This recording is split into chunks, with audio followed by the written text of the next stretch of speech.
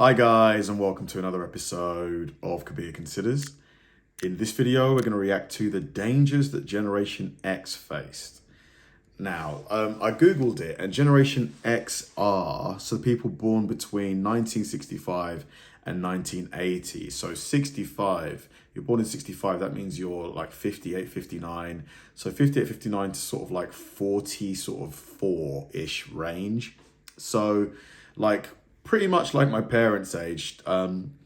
So I guess, yeah, there's probably a lot of stuff that they didn't know back then about, dangerous like materials, like asbestos. Like that's a word that I've heard mentioned a lot. I think asbestos is actually very, very toxic to breathe. It can cause like serious illnesses. And I remember they had it in primary schools. They had it in elementary schools here in the UK for a long time, probably similar to the States. I think they used it as an insulator. So breathing that in every day between the hours of 9 and 4, for years and years, that's got to be really, really bad. But there's probably lots of other stuff as well that I've never heard of. So yeah, this is going to be really interesting, like a little walk down memory lane. If you grew up as Generation X, then it's probably a miracle you even survived. At least that's what the modern world tells us. Many of the things that were normal back then are now taboo. In this video, we will have a look back and wonder how Gen X kids even survived. Television wasn't everything, but it was still pretty important. If you were a kid in the 70s, then you probably did not even have cable. Most people relied on a television antenna, which was usually rabbit ears and tinfoil. However, there were some households that used an antenna that was mounted on top of the roof. Every so often, this antenna would need to be adjusted thanks to some wind or weather. This became a family affair. Dad, of course, was in charge of the picture, so he was right in front of the television. One of the kids would be up on top of the roof and ready to receive instructions from the relay of the rest of the family spread out from Dad. No one ever thought anything about kids being on the roof and then falling off. But why didn't the dad get on the roof? Like, that's the most dangerous part. Well, I would get on the roof. Most kids got up there anyways just to get a better view of the neighborhood or the stars. Many newer roofs are much more steep, and that might be considered child abuse to send your kid up there. I guess it's a good thing that people don't have to deal with antennas on the roof. Yeah, I mean, I would stand on Summers as a kid were always fun, and why wouldn't it be? You were out of school, and that meant you could spend more time with your friends. But with all that running around outside, you were bound to get thirsty. There's nothing quicker and more refreshing than a sip from the garden hose. Of course, you had to let it run a while before it got cool enough to drink, but it certainly had a distinctive taste. When is the last time that you've seen a kid do this? It's supposed to be unhealthy, yet here we are. But occasionally, I still take a sip from the garden hose. I mean, what did it taste like? He said it had a distinctive taste. I mean, because it's been on the floor for all this time, it probably isn't. It's probably got loads of germs on it. But I probably sound like a real sissy right now. The garden hose was also connected to a couple other activities that parents today may consider them to be too dangerous. The first one was the slip and slide. The older editions of the slip and slide were a little bit more dangerous, and some kids broke bones or chipped teeth on these, but just about everyone slid off the end or over the side and got a grass or rock burn. Believe it or not, they still sell these, but they are a little bit safer. This next item, however, I'm not so sure about. As kids, we all enjoyed playing in the water sprinkler, but some of these sprinklers could be pretty rough. This one in particular was really dangerous. Look at heavy duty. It had a solid steel base that could certainly hurt if you stubbed a toe on it or fell on it, but that wasn't the dangerous part. When the water ran through the sprinkler, it would move the metal fan blade at the top. At that point, it was like a little saw blade that was spinning fast on top, and it could cut through little water-soaked toes and feet. Kids were fast learners, though. If they got cut once, they would be sure to clear it the next time. I mean, they do say experience is the best teacher. In our day, used to be outside a lot, and we loved it. That worked out great because most of our parents really didn't want us inside the house anyways. As a result, kids spent a lot of time out in the sun. And sunblock? We had no idea what that was. Are you talking about a hat or a shade tree? At most, we may have depended on SPF 4, and that's only if we were super SPF 4. These days, people are putting on SPF 30, SPF 50. cautious. Everyone was Nothing. exposed to the sun, and many of us would compare sunburns at the end of the day. When our skin started peeling, we would see who could peel off the biggest flake. Oh look, that one looks like Texas. It also wasn't uncommon to see teen girls and young women laying out and trying to get that golden beach tan. Quite often, they would speed up this process by using either coconut oil or tanning oil. Today, most kids get lathered up with anything from 30 SPF to 100 SPF. 100 SPF? They have 100. Parents I mean, sunburn, I get it, but I think people would take sunburns more seriously if they called them radiation burns, because that's really what they are, to be honest with you. in those days certainly didn't have to watch us like the parents do today. They not only trusted us, but they also trusted our friends and the rest of the community. Parents realized that we needed to do things on our own, and that was how we were going to learn. However, if they were watching and we happened to get hurt, there was no doubt that they were going to be laughing as long as it wasn't life-threatening. Yeah, this is normal. Bikes were everything to a Gen X kid, and they provided us a freedom that we couldn't get from anything else.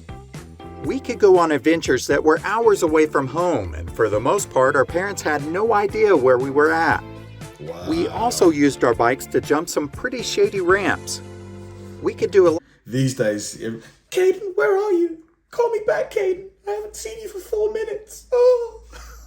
some plywood and bricks, and it was hours of entertainment. As we look back on our childhoods and compare it to modern kids, it's hard to believe that we did all those bike adventures with no helmet or knee pads. This picture pretty well sums up the generation. Wow. This kid is jumping his bike off of a super tall ramp. Notice that he has no helmet, knee pads, or elbow pads. Just pure fun adventure. Very If this ballsy. Evel Knievel lands short, then the kid on the end is in trouble, and occasionally that did happen. As you look at the kids on the side, you can tell that they are worried about this because they've seen it happen themselves. But the best part about this photo is there's a dad sitting on the front steps and he's smoking a cigarette while he's waiting to see who gets hurt first. Just For a him, different this time, is as good man. as any gong show on television. Different time. Back in those days, cigarette smoke was everywhere, and you couldn't avoid secondhand smoke if you wanted to. In fact, most of us had at least one parent that smoked. Parents would send their kids into convenience stores to purchase cigarettes while they waited out in the car. Wow. Usually the clerk would just look out and get a nod from the parent, which would signal that it was okay to buy the cigarettes. Wow. If the man. parents were not around, then the kid probably needed a note from the parents saying that it was okay to buy the cigarettes. A These note notes from were the never all parent. that official, and it might be written on a notepad, scratch of paper, or the back of a receipt. Dear clerk, please sell Rhett a carton of cigarettes. Thanks, Mom. Can you believe that actually worked? There's no chance that kids could ever do that today. Chance. Dude, I mean, I think they're going to ban cigarette sales here in the UK at some point. I read something about they're going to try and bring the age up by a year every year so that eventually it'll just be banned outright. Yeah. Car safety was something else that most people didn't take too seriously. Oh, yeah, I remember no seatbelts. In the US, it 90s, became so you didn't have mandatory to. that every car manufactured after 1968 had to have seatbelts installed in them. But wearing them was more of a recommendation rather than a requirement until the mid-1980s. Until then, we stood up on the front seat so that we could see up over the dash, and our dad's arm was our seatbelt and the airbag. Another thing that we would do is lay up on the back dash and pick our noses as we looked at the cop car behind us. We thought it was super fun when Dad had to slam on the brakes and we came flying out of that back window and slammed into the back of the front seat. Back then, we had to learn how to take a fall, and the crazy thing about it is we couldn't wait to get back up there and try it again. I remember, like, whenever we would be approaching like a speed bump, this is one of my earliest memories actually. My dad would like speed up and we go, whoa! Like head slamming into the roof. Pickup trucks were not as common as what you see today, and people that had boats would haul them with regular cars, even Cadillacs. And when Dad needed lumber, it was going on the roof of the car so that it could come home. He would tie it down a little, but it was still our job to help hold the lumber down as it was stacked on the roof. Wow. So there we were, standing up on the seat, my halfway God, out the look at window, me. clinging to the lumber on top, while Dad had his hand on our waistband to keep us from falling out. No Somehow way. his other hand was busy holding down the lumber on his side, which is pretty incredible to think about. At the same time, he was also steering the car, shifting gears, and smoking a cigarette. It's no wonder that we thought he could do anything. Remember some of the other activities we did? Multitasking. We all had toys that are considered dangerous now, but back then it was completely normal. Lawn darts was one of those toys. That weighted sharp point could penetrate anything if you didn't get the heck out of the way. Clackers, click-clacks, or knockers had the possibility of shattering and sending shards of plastic flying through the air like shrapnel. Yet somehow some of these clackers survived. In fact, God, imagine getting like conked on the head with one of those. Ouch! here is my pair from the 70s. Back then, we learned how to entertain ourselves with the simplest of things. Do you remember making long chains from soda and beer can pull tabs? According to what they say today, we could have been badly cut at any moment, yet most of us had minor cuts, if any. But one dangerous activity that we all did was kite fighting. Remember this one? You would fasten razor blades to the side of your kite and then swoop it down so that you could cut the string of your friend's kite. If you were successful, then that kite would keep flying forever. But if your kite took a nosedive to the ground, then you better be quick and get out of the way of those razor blades. BB guns were another item that was quite common. Kids could go all over town with one on the front of their handlebars, and the BB wars would certainly get intense. Back then, we definitely did not have safety at the top of our list when those broke out.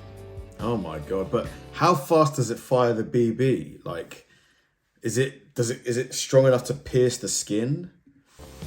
Firecrackers were certainly a lot more accessible than they are today. Oh my God! Wow. It seemed like you could pop them off in every city, and it was perfectly legal. Did you ever set off some fireworks and then place them into your Tonka truck and roll it into the driveway where some neighborhood girls were playing jacks so that you could get their attention? No? Well, I guess that was just me then. Speaking of jacks, they were definitely something painful to step on if you were barefoot. Ooh, yeah. Any parent today that complains about a Lego being stepped on has probably never really stepped on a jacks. These things would completely hide in the shag carpet, and they were like little soldiers that were waiting to ambush you.